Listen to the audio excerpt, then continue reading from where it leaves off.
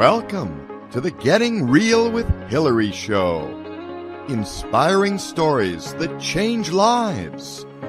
Where ordinary heroes tell their extraordinary stories of how they have triumphed over unexpected challenges.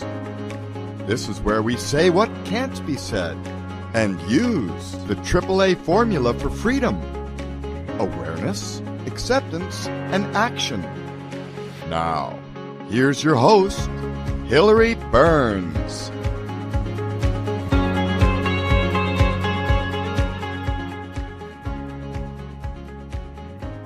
Well, hello, everyone, and welcome back to the Getting Real with Hilary show, where, as the intro just said, we say what we don't think we can say and use the AAA, I always forget this, the AAA formula for freedom, which is awareness, acceptance, and action.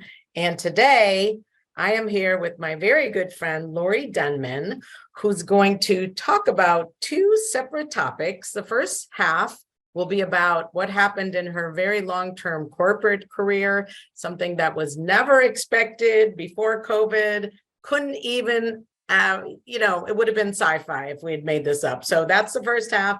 And definitely stay for the second half, where we talk about her new career that she couldn't even speak about. So stay tuned for that in the second half.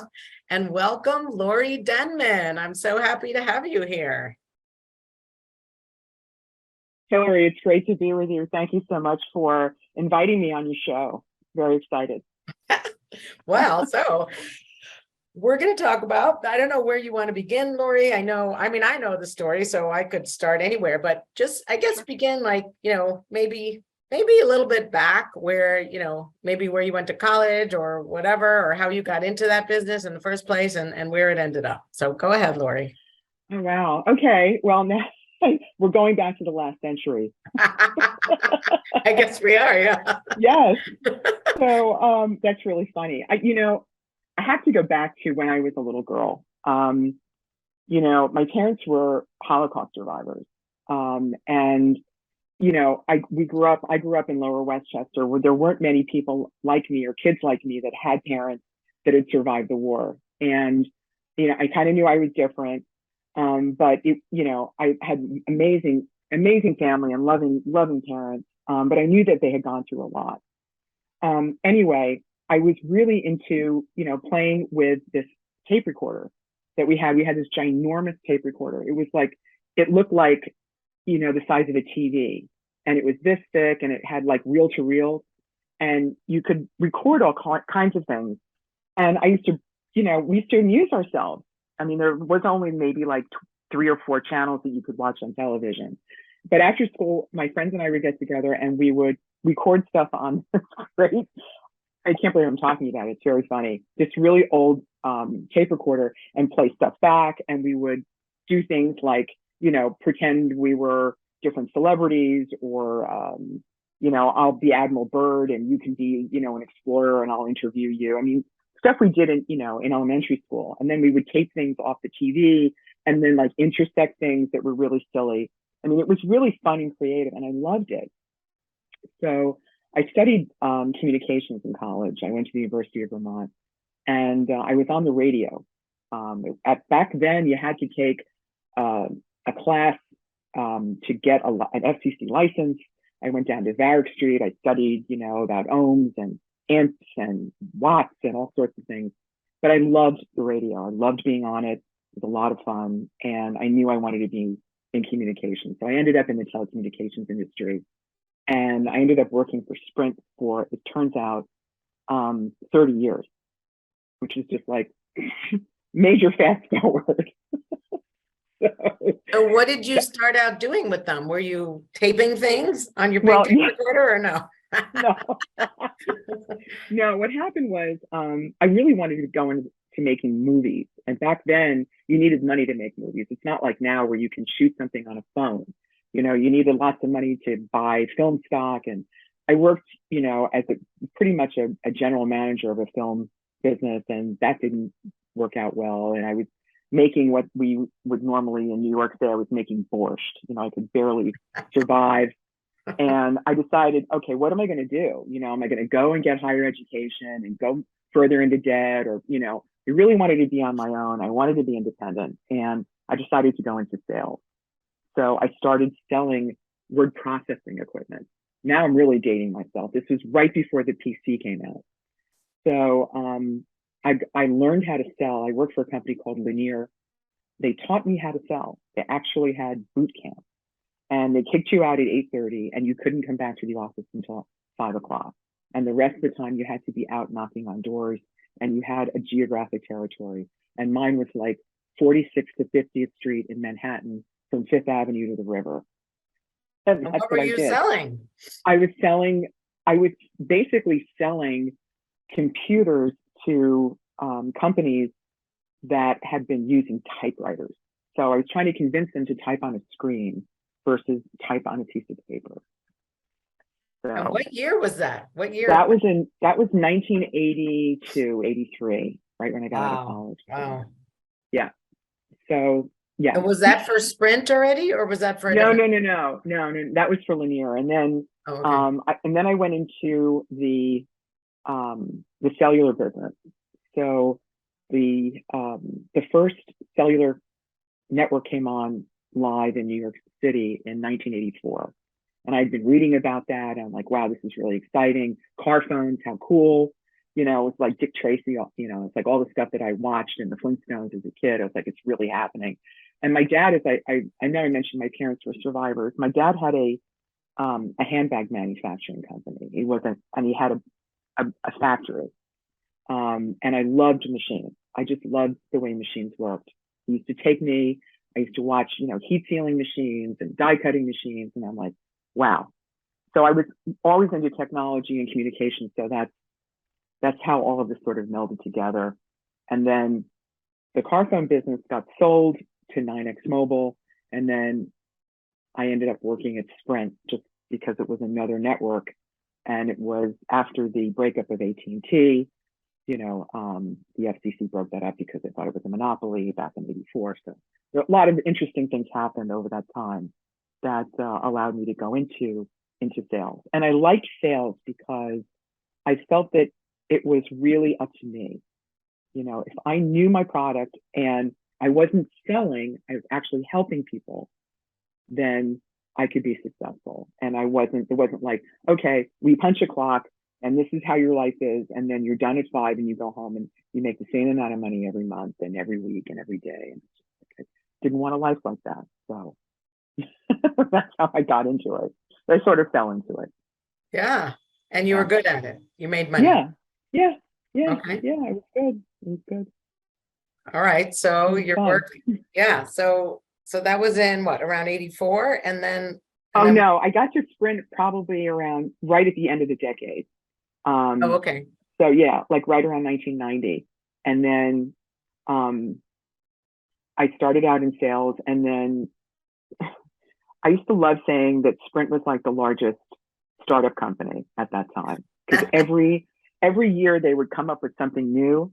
And, if they thought it was something the market needed or wanted, they would find a way to take their pool of talent and create a new division or a new group to sell it. And I always loved working with engineers. We worked together as a team. It was really a lot of fun. And we clowned around a lot, but we got a lot of work done. It was a really unique time, I would say, in corporate America. And a lot of the people from that era are my friends and still are my friends. And then I rose up in the ranks. I became a manager. I managed a team of engineers. I did that for the longest in my career. I did that for about 14 years. And just a really, really great group of people. Okay. So tell us what happened. Fast forward. Okay. So as you probably know, or may have read, Sprint was acquired by T-Mobile back in April of 2020. And subsequent to that, a lot of things changed. But even before that, there were always talks about Sprint getting sold. There were suitors, there were rumors. It was always hard to figure out what was going to happen next, which kept it interesting. But so what happened after that was so here we are, we get acquired by T-Mobile. Everybody's very excited. And then, we're in the middle of the pandemic. So it was strange because we could not really gather, right? I mean, there was a lot of concern at that time, and it wasn't a normal. Yeah, April 2020. 2020 was the second month of the pandemic. Right. Great time to merge two companies, right? Or acquire a company, probably more correctly, right? Yeah. So it was challenging but it was great because like we're here on Zoom, this is what we did. Companies, routinely had business meetings on Zoom all the time. And we sold, meeting software, virtual UC, as it was called then, Unified Communications. They're still called that. Zoom is a platform. There are many platforms like WebEx, and there's another one called DialPad, which we actually sold. I had a couple of customers actually buy DialPad for a number of reasons. It worked great on your mobile device at the same time. So, it was just interesting because we had to develop relationships kind of like what we're doing now. We're getting to know each other. You're asking me questions about my background. And, it was really, it took something to stop and listen. You don't have the usual like physical cues of seeing someone and relating to them as a three-dimensional object. Right. We're just, behind the screen, and we're heads with shoulders. Right. As a friend of mine said, it was like all the women in the group would be like, where do I need Botox? They would be like looking, we'd crack up and make jokes, and it was still a lot of fun. So that's how my progression came in. Oh, by the way, this is my 30-year anniversary. I wear it proudly. My service award that I got from Sprint. You get to pick from the catalog of Tiffany. Before the merger. Yeah, wow. Oh my gosh. Okay. So let's get to the exciting stuff. Okay, so what happens, right? So you're still a manager.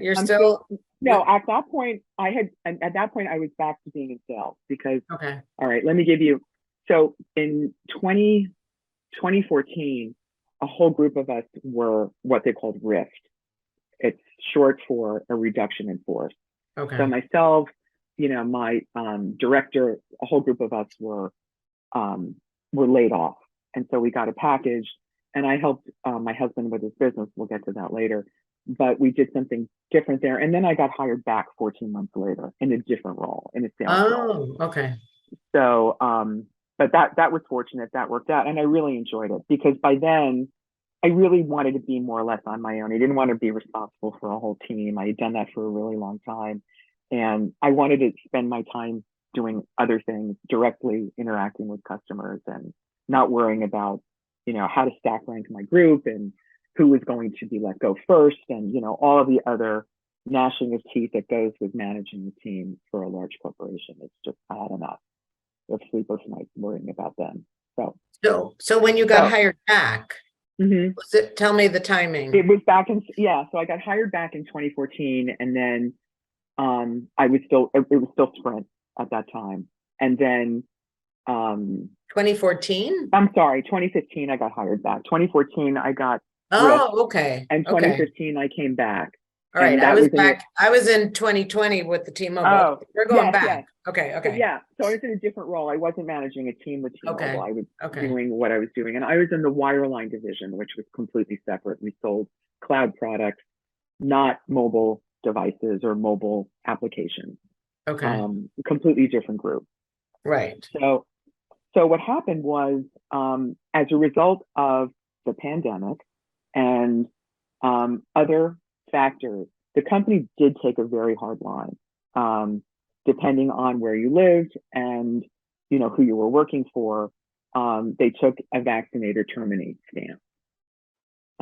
Many people wanted to stay with the company, continue doing what they were doing, try to get certain exemptions and accommodations, and it looked like it really wasn't happening. So it was likely that I was going to be terminated because of that, because I did not want to get the vax. I was willing to, wear a mask or get tested or all of those things. But that, if we talked about that, Hilary, we'd need another like 3 sessions Right. on that topic.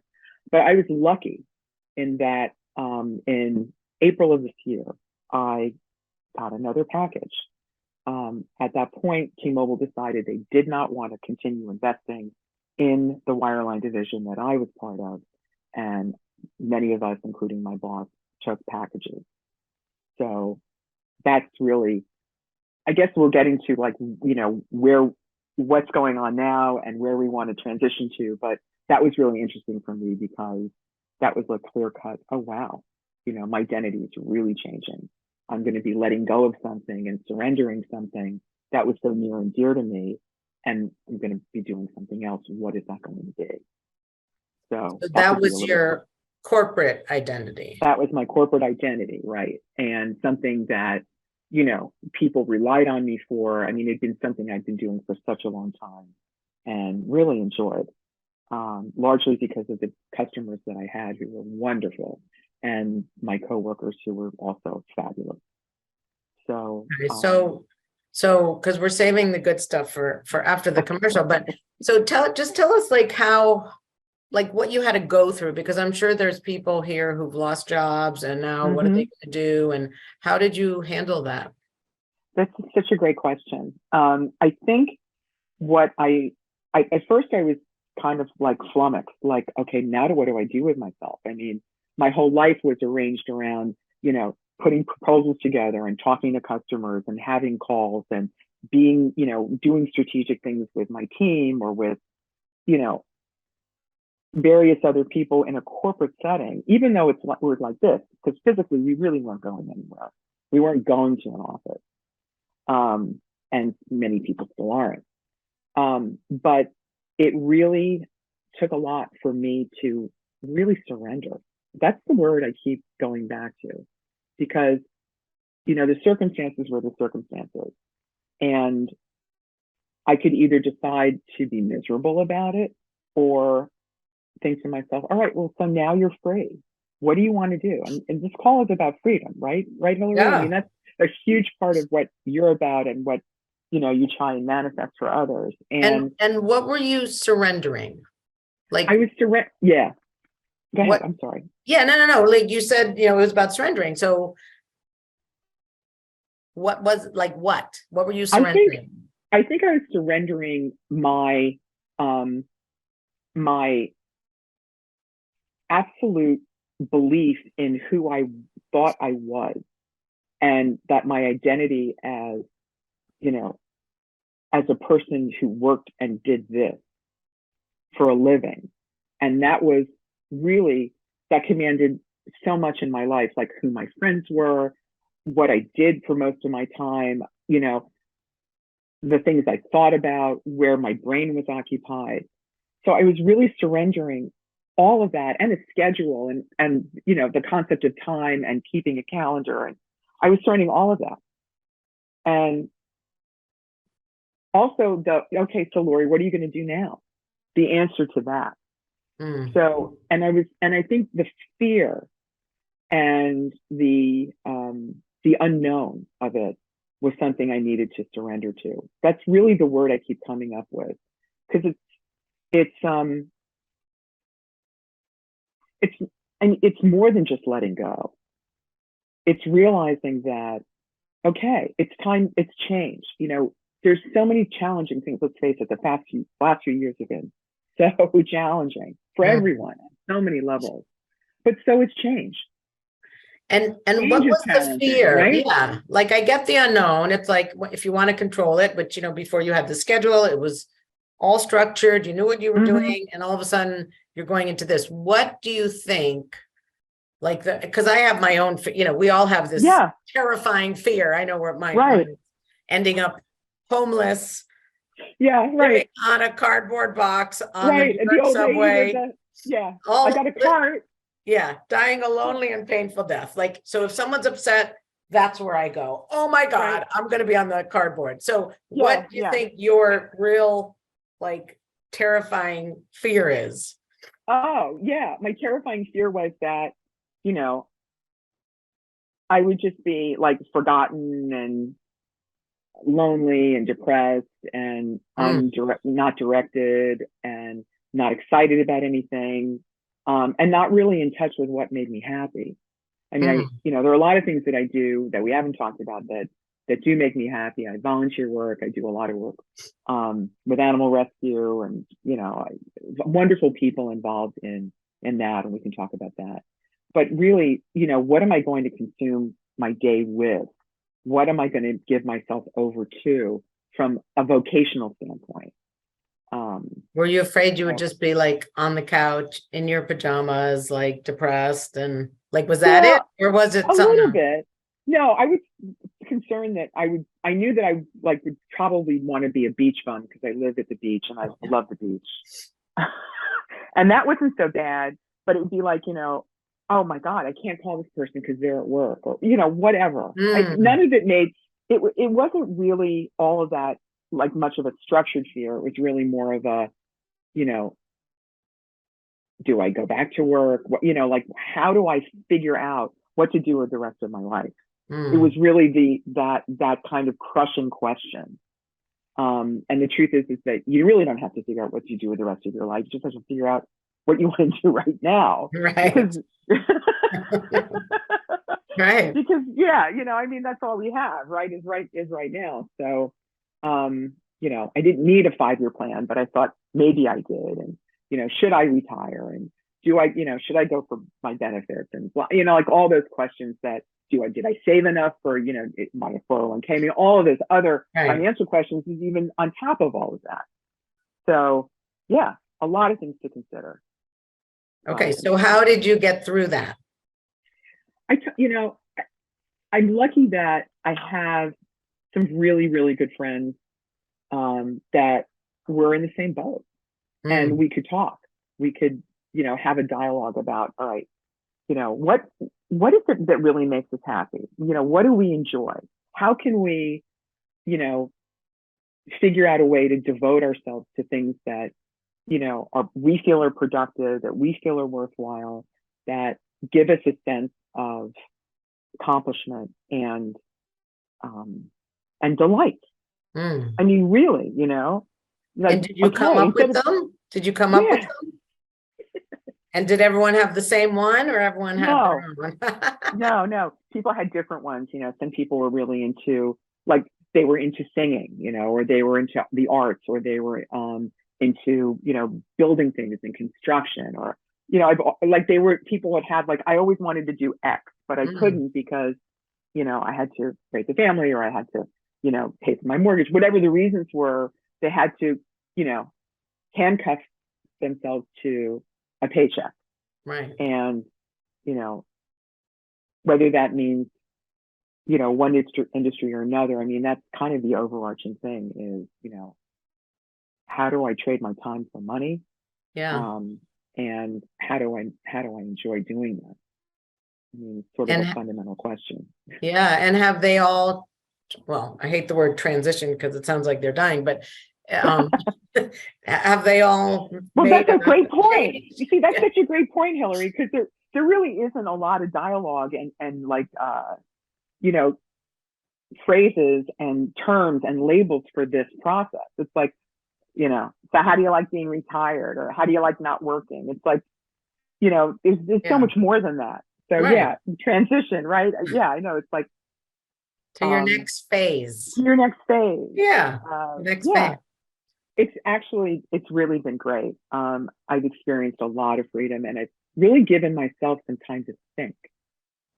And it's hard sometimes to get that sort of insight when you're on that constant treadmill. It's like you're doing things, you're enjoying it, and then you've got your weekend, if that's how, your work week is sort of structured. And then your weekend is filled with all sorts of activities that you have to get done because the rest of the time you're working. And then it's Monday again. Right. So I really allowed myself the time to really think, okay, what can I do that is going to give me a sense of accomplishment and happiness, and that, I will enjoy doing. And, can we pull it off? Are these things that we can do. And luckily I have an amazing husband, Mhm. who was really helpful in getting me to really look at, okay, what do you want to do? You have a total choice in this now, you know. And you had did the package, I don't know how many months you got or how, like, if that gave you some sense of Yeah, I like, was lucky that not panic. Yeah. right. It gave me several months to think about it without worrying about a lot of the other issues. But I knew that it was finite, and I needed to be able to figure out, you know, what was going to be next. Yeah. And I really decided that I really, really, really wanted to work in an environment where I was free, where I could be the decision maker, where I am not working for someone else, but working for myself or working for us, and doing something that was bringing value to people. And, you know, I mean, up until even, you know, a couple of weeks ago, I'm still like, oh my God, you know, there's this job on LinkedIn. They keep sending me, you know, should I apply? You know, it looks like I have 5 of the 7 characteristics that they, you know, there's still that, you know, that come on, that's the usual, right? It's like you go to a restaurant, you generally order the same kinds of things. Yeah. And that's what I was used to. And I'm like, do I want that kind of predictable life again? Or do I really want to be free? Do I want to be free to make my own decisions, decide how I want to structure my day, decide what I feel has value, and not worrying about having to conform? And that was a big draw for me. And Big were draw. the finances an issue? Or I know you could tell us in the second half how that's going if you want, none of my business, but Sure. that's what I would be afraid of. You know, when if I Yeah. saw a job posting, oh, you know, grab Right. onto the money and let go of the freedom. But, you know, I'm interested in how that's gonna go. But anyway, we can save that. And we haven't told them what the business is yet, but we can tell them. I don't know, Doug, if you're ready to go to the commercial. And then we'll save the big surprise for after. Okay, he says okay. I see that on the chat. Okay. All right, so we're gonna just keep in suspense a little longer.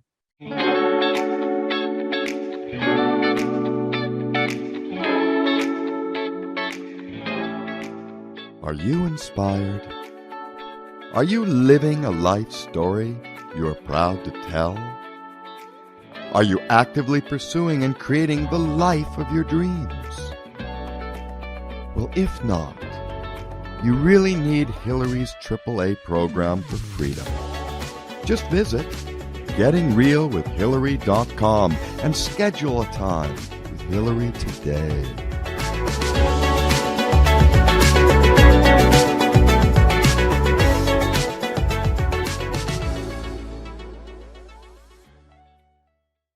Yeah, so to schedule a time today, because I don't think it was in there, you just go to my website, www.gettingrealwithhilary.com, and Hilary has 1 L. So that's gettingrealwithhilary.com, and you can schedule an appointment and we can talk about freedom.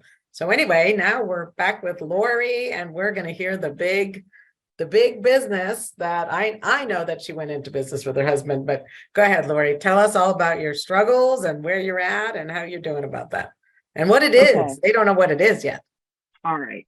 So, okay. So I remember mentioning that I had a time in 2014 when I was like separated from Sprint before I came back, and my husband had a chocolate business. He had gone, so little short story about him. He's an immigrant also. He came from Russia. Long story, if you ever want to hear about it, but for short businesses, yeah. He was in real estate. He was a real estate agent. And then in 2008, we had the big recession, and it was like, okay, you know, what are you going to do? You can't keep doing this. This is not working. And I said, do what you love. Kind of the conversation we were having at the first half. He went to culinary school because he Hmm. loves to cook. He So, went then, or he had already gone? no, he went then in 2009. Wow. Yeah, so he has a formal culinary education, and he's a great cook and a great chef. And he loves chocolate. And he started a company, a chocolate company called Brooklyn Dark, and it was sold in about 40 stores around the New York City area, mostly in health food stores. And because it was vegan and it was gluten free and it was soy free, it had all these great health benefits, and he had a number of different flavors, and they were really pretty. My sister designed the packaging, and it won a packaging award, and That's amazing. it was great. Yeah. And then Wow. there was a big problem in the supply chain, Oh, and short story again. So basically, we couldn't continue. So I went back to work. I went back to Sprint, okay. and he started, doing some other things. So some of the other things that he was doing, basically he started dabbling in cannabis. And Was that's where I'm leading up to. And what cannabis was cannabis around then? yeah, I mean, you could source cannabis, people were getting cannabis in lots of different ways. Is it? It wasn't legal. It wasn't legal. Okay. No. No, it I wasn't was wondering. legal. I'm like, I don't think it was legal. Yeah, no, it wasn't legal. Okay. What had happened was a number of things sort of like converged at the same time. It was at the time things started to change. There was legalization in states like, California and Colorado back at that time. And it looked like decriminalization was really getting momentum. And people had come to Lev and said, can you make this for my friend who was going through cancer treatment, is not eating. We need to stimulate his or her appetite. So he started looking at it. He was also looking at it for himself, because he liked to, as I did, enjoy cannabis, but we didn't really like smoking. We felt that it kind of, and especially for him, he's really great at tennis. He's an amazing tennis player, and he really couldn't, smoke pot just to feel good and relax and all of that, and continue playing tennis at a pretty elite level. So that's when he started looking at, how can I create this method that allows for the absorption of cannabis by someone that's also delicious and is safe. So that's really kind of the short story version of where we are today. So my husband had been making cannabis infused chocolate for a number of years, and with the ongoing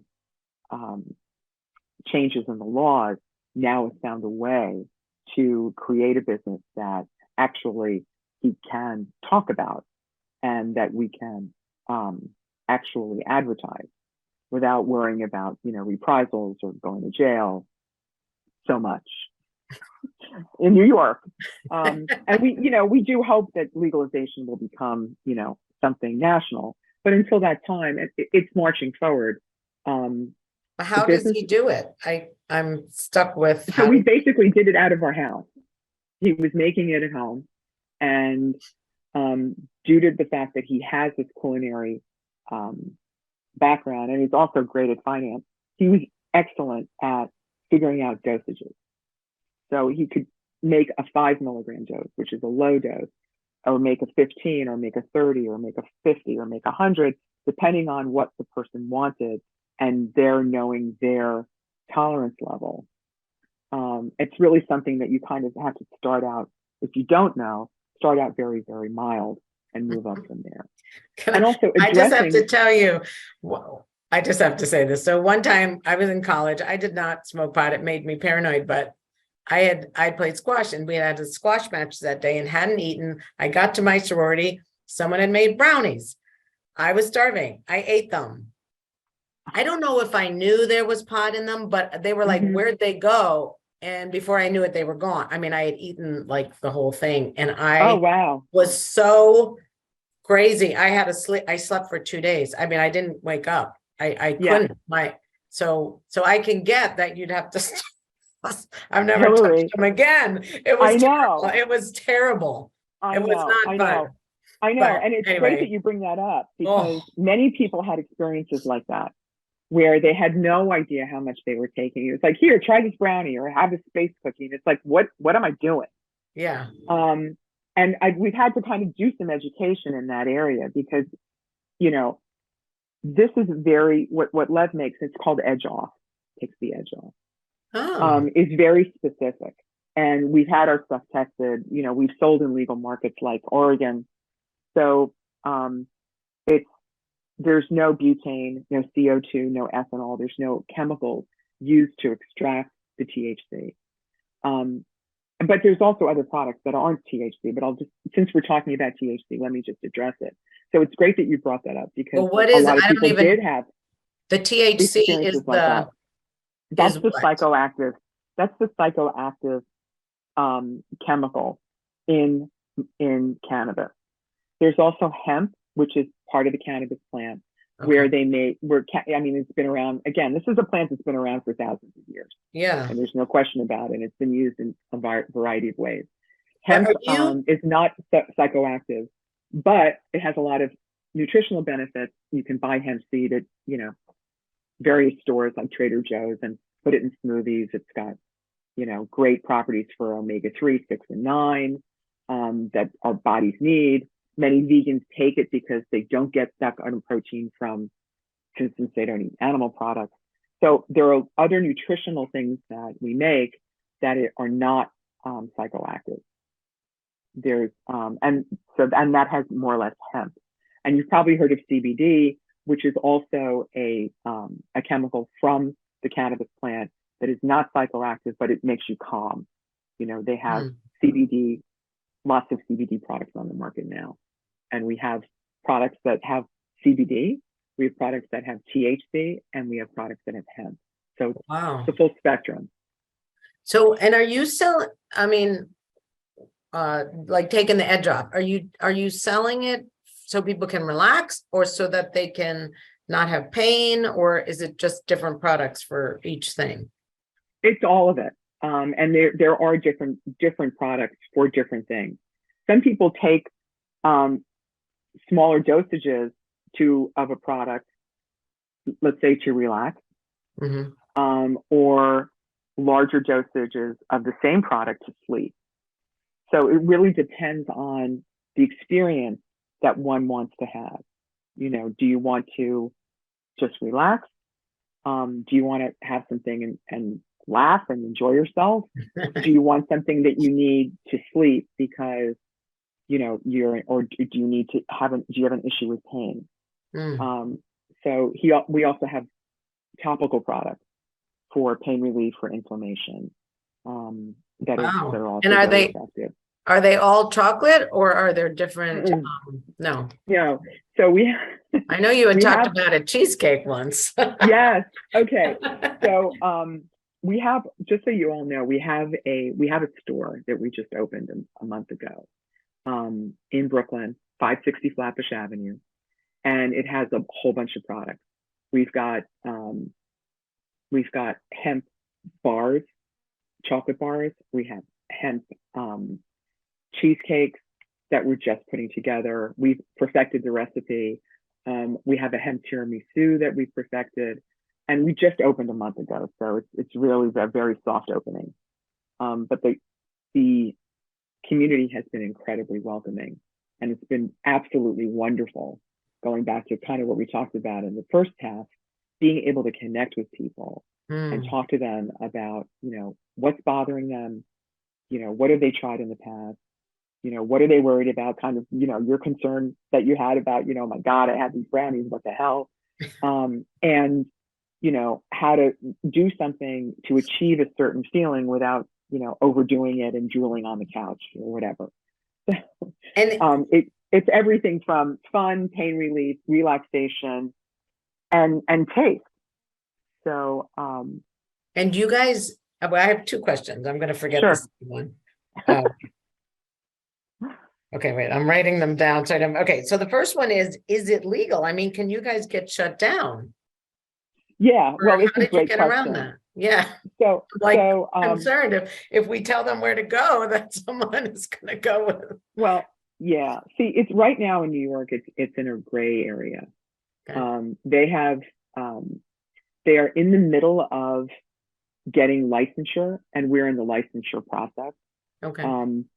We, we've gotten pretty far in the licensure process, but imagine, this is brand new for New York. A lot of the information is just getting out. There isn't like a standard method and procedure. It's not like going to get a liquor license, which people have been doing for, centuries, or, at least a century or so in New York. So this is all brand new. And the important thing is, we're not selling to minors. It's not just, hi, you want to buy a bag of weed. I mean, that's not the business we're in. And we have other products too. So, we have kid-friendly products. So what I'm saying is, we have chocolate that has hemp seeds in it that's yummy, and you're not going to feel anything. There's nothing going on there. So we hope to be able to get our license probably in 2023. The first licenses in New York are going to what they call justice involved people that had had a prior record, that were disadvantaged because they were arrested for marijuana, et cetera. And they didn't, they had their lives ruined because of these stupid prohibition laws. They're getting the first licenses? Yes.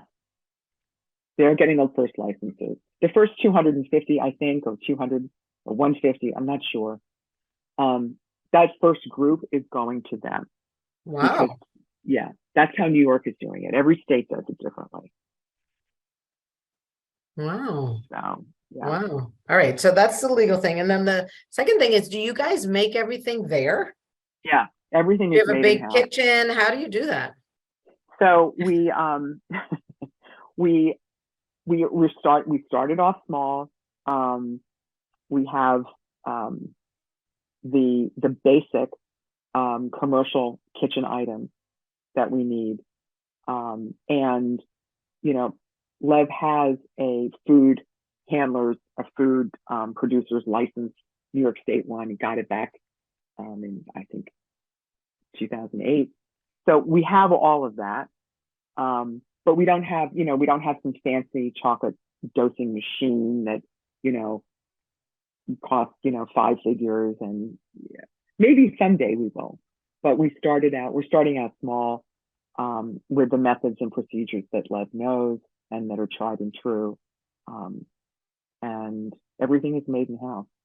Wow. And do you help make it? You can't get it anywhere else. Yeah. Do you help make it? I help a little bit. I do a lot of the packaging. And I help making some of the hemp items. Yeah. It's fun. Wow. Yeah. I wish you had one. I want to see what it looks like. Oh, but anyway, well, I can get up and go get one, but yeah. Wow. You can go to the web. We do have a website now. Oh, okay. What's the website? It's Edgeoff.NYC. It Edgeoff. really just went live a couple days ago. Okay. That's it? Edgeoff.NYC? Yeah. Okay. Wow. Okay, cool. Well, we can put that in Yeah. a note. So that's awesome. All right. So tell us about, I know you had a little struggle with saying you were in this business. Do you want to talk about that a little bit? Yes. And Hilary, another reason why I was really excited to be on your show is that you say that these are the things that you do and say that you don't say. Right. Saying what can't be said. Yes. Thank you. I just tripped over that. Saying what can't be said. Yeah. Well, it is. It's the things you're afraid to say. Yeah. Right. And I was. I mean, if you go to my LinkedIn profile, it doesn't say anything about this cannabis business. It's not there. I generally don't share it because, I don't want people to think I'm a stoner. But why do I care? I mean, I know what I'm doing and I know it's helping people, but there was just so much programming that I went through for decades, thinking that it was wrong and you can't talk about it and it's taboo, and it's just, again, it's kind of what we talked about before is just surrendering and saying, okay, you're helping people like what you're doing. In many cases, you save lives. We have in a couple that's a really, really, some really great stories. People that were, on the brink of something bad, and they tried this, and they have a different outlook. Like health-wise, you mean? Yeah, or... health-wise, mental health-wise, yeah. Wow. Yep. We know a woman who's in her 90s, and her daughter came to us, and she has COPD and was really not doing well. And she was on some very heavy medication. And now she takes a little bit and she goes out with her girlfriend. She's relaxed. And then at night, she takes a little more to sleep. The 90-year-old? Yeah. She's 90 something now. Wow. But, yeah. And, it's a wonderful thing. And she loves my husband. So you need to get a testimonial while she's still here.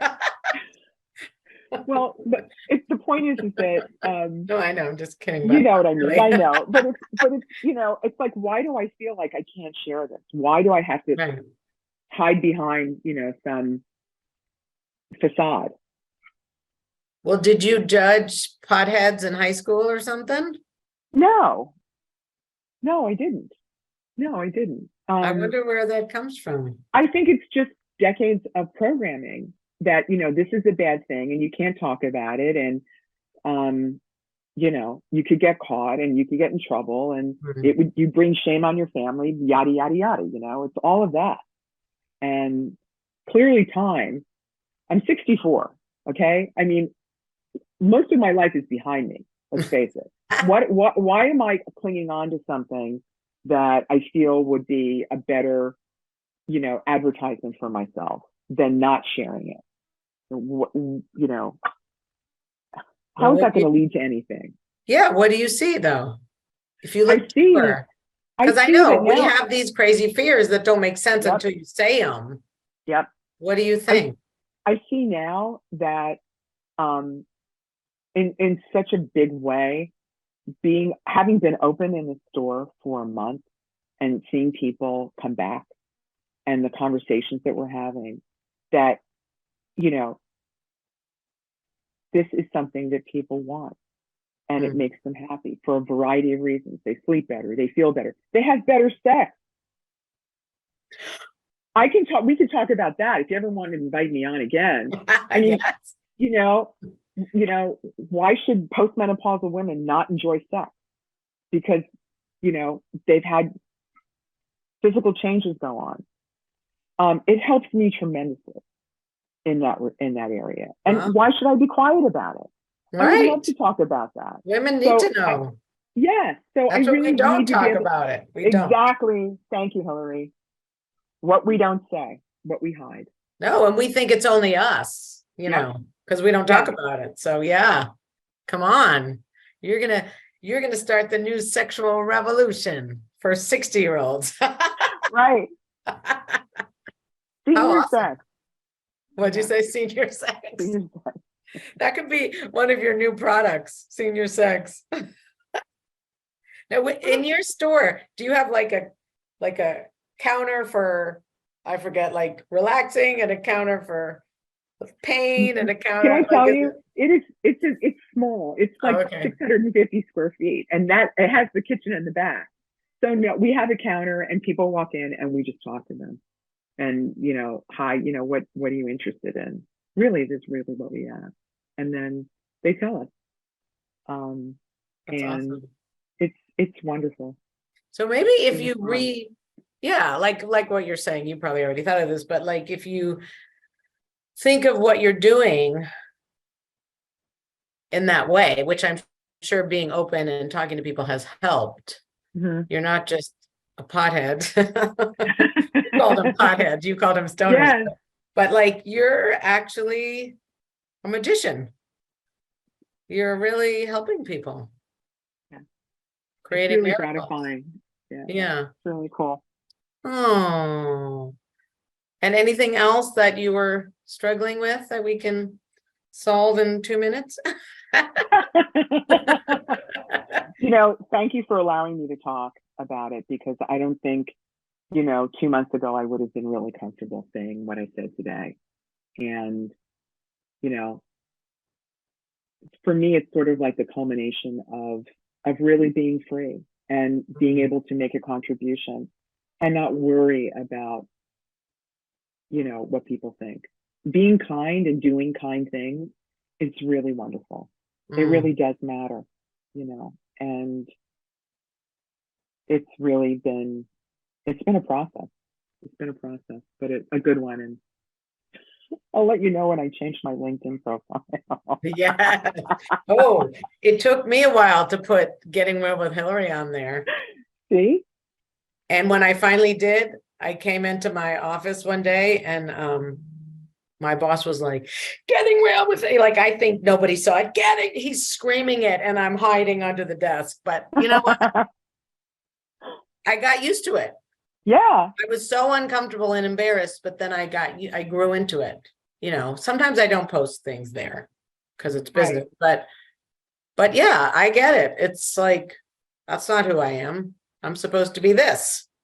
What if they find out, all that stuff. It's scary. I don't know why, but it is. Yeah. Wow. And one last question. Do these chocolates have calories? Well, or are they like a health food? No, they do have calories, but I can tell you that they don't have anything bad in them. It's dark chocolate. I mentioned there's no soy, there's no gluten, there's no nuts. We use seeds, and we make stuff that a lot of people have nut allergies and they want something sweet. So we're very careful about what we put in. They have calories, but it's not like a ginormous amount. And the cheesecake, things have different calories. The cheesecake, yeah, you have a little piece. We make individual ones now. We're making individual cheesecake. Yeah, they're little. Okay. Yeah, we're still in production. Yeah, perfecting it, but we're pretty close to nailing it. And wow. The other thing I wanted to mention is that everything that we source is sustainable. I mean, even the chocolate that we buy is fair trade. Yeah. So awesome. Living wage is paid to the farmer. You probably know there's a lot of exploitation of children in the chocolate trade in various countries. Wow. So these are things that we do. So well, thank you. I think we're about to run out of time, but thank you so much, Lori. I so enjoyed our conversation. Let's see, the website is Edgeoff.NYC, and her store, I want to go. If I was in Brooklyn, I'd be heading right over. 560 Flatbush Avenue. This is Lori Denman, entrepreneur and career woman combined, right? And anything you want to say in closing, Lori?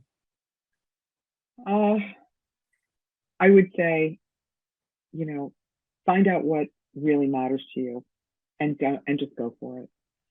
It's a process. It doesn't happen overnight.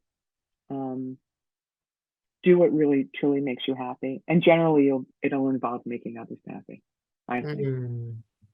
And would you say get into dialogue with friends like you said you did? Oh yeah.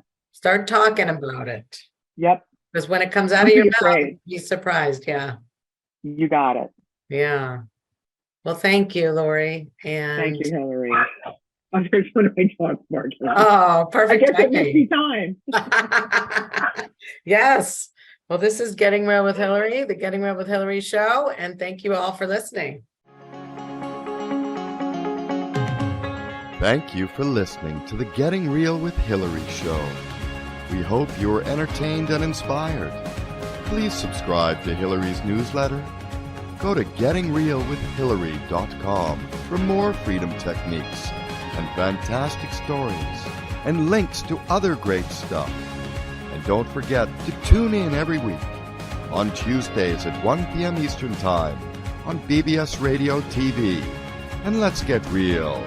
Let's get connected. Let's get inspired and create that life you love.